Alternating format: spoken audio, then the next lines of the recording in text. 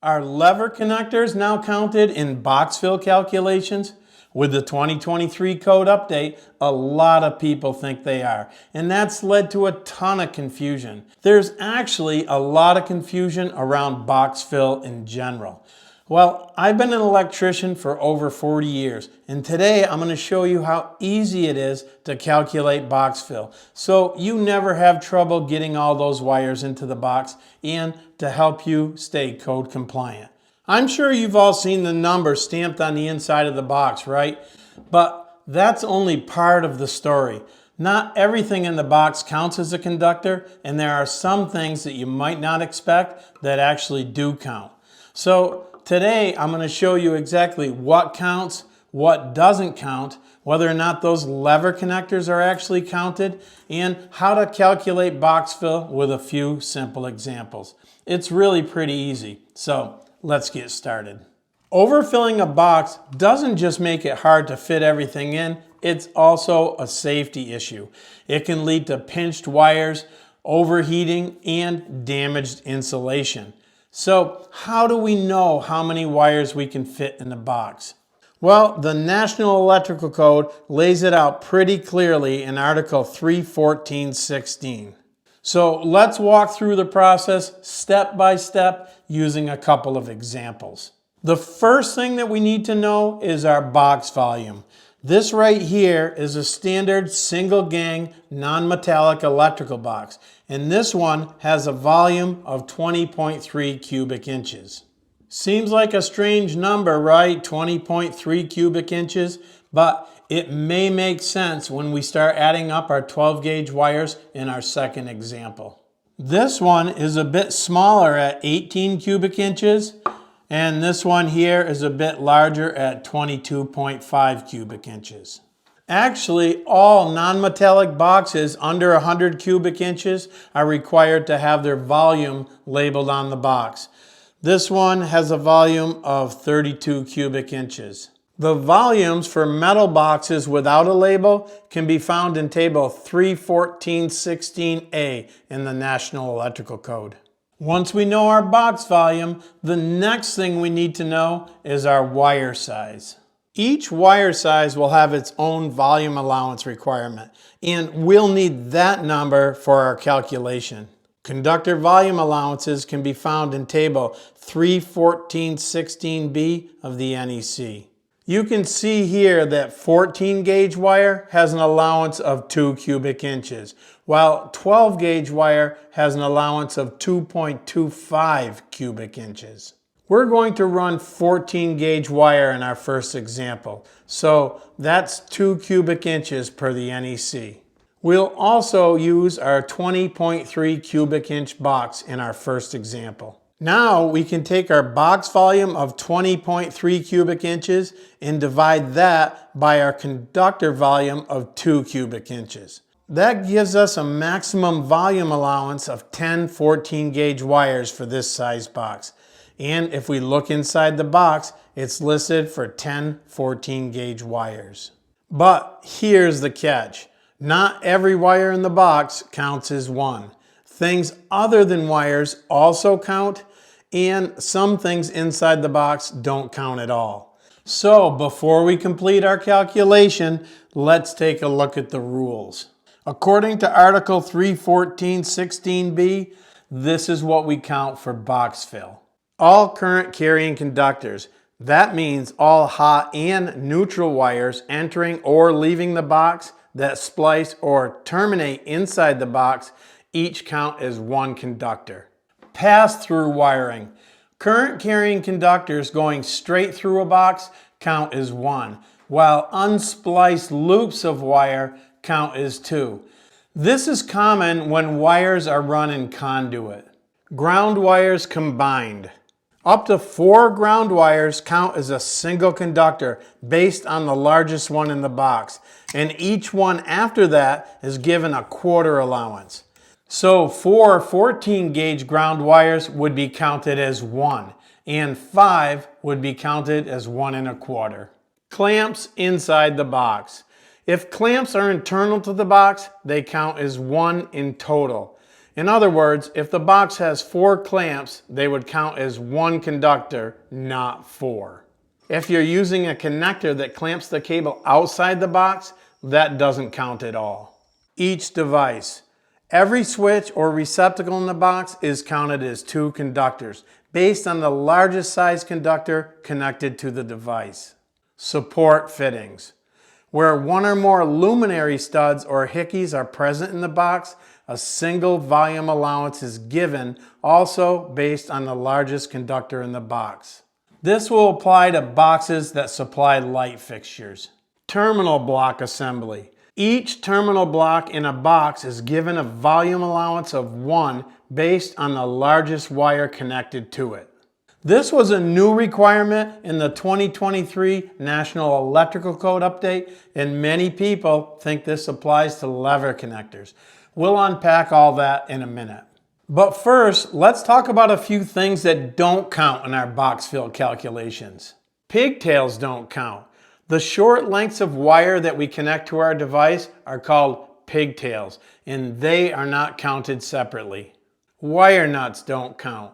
Wire connectors or wire nuts don't count in our box fill calculations. Large devices don't require an extra allowance. Many devices like GFCI and AFCI receptacles, USB receptacles, dimmer switches or smart switches are a lot bigger than your standard device, but they still have the 2 conductor volume allowance.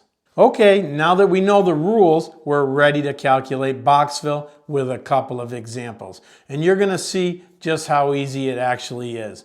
But first, I want to thank Ideal for sponsoring today's video. You may notice that I use Ideal products in many of my videos. In fact, I've been using their tools and equipment for my whole career because they are a top quality electrical brand trusted by professional electricians. So whether you're looking for wire connectors or fish tapes, hand tools, conduit benders, or instrumentation, whatever electrical product you're looking for, Ideal has you covered. I bought this conduit bender about 15 years ago, and it's just as good now as the day it was purchased. And if you like lever connectors, you're going to like the Insure lever connectors from Ideal. The levers snap closed tightly and they won't come loose when you're pushing your wires into the box. I'll link all my recommendations down in the video description. And if you make a purchase, it helps support the channel at no additional cost to you.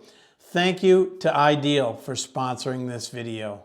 Okay, let's complete some calculations and then we'll find out if our lever connectors are now counted as terminal blocks. Let's take a look at this receptacle box first. It has a listed volume of 20.3 cubic inches. We have one 14-2 cable bringing power into the box, hot, neutral, and ground. One 14-2 cable going out to the next box, hot, neutral, and ground. One receptacle, pigtails to connect the wires to the receptacle, and we have our wire nuts. Here's the count. 2 hot wires, 1 in and 1 out. 2 neutral wires, 1 in, 1 out. 2 ground wires, 1 in and 1 out. Remember, up to 4 ground wires count as 1. 1 receptacle device, that counts as 2. So that's a total of 7, but what else counts? There's no clamps inside this box, so nothing to count there. We have our 3 wire nuts, but remember, wire connectors don't count. We also have our tails to the device, but remember, pigtails don't count either. So that's it. That's a total of 7 volume allowances for this box. 7 conductors times 2 cubic inches equals 14 cubic inches of fill. So we're good to go with this 20.3 cubic inch box. If we add a third 14-2 cable, now we're pushing up closer to the limit. It adds another hot, neutral, and ground. Now the count is 3 hots plus 3 neutrals, which equals 6, 3 grounds, which brings us up to 7, and 1 device, which brings us up to 9.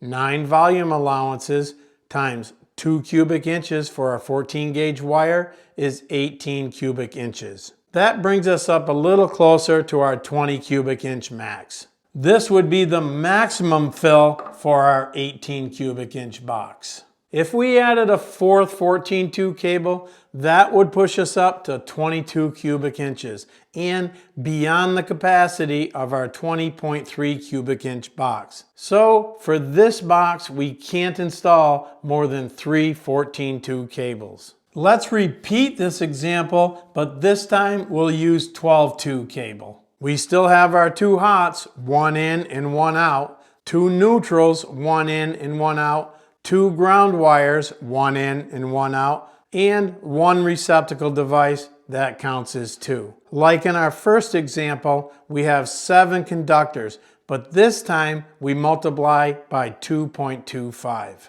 7 times 2.25 is 15.75 cubic inches. So we're fine with our 20.3 cubic inch box. If we added a third cable, that would push us from 7 to 9 conductors like it did in our previous example. 9 times 2.25 equals 20.25. So we are okay with this box, but we're pushing it up to the max. Our 20.3 cubic inch box makes a little more sense now.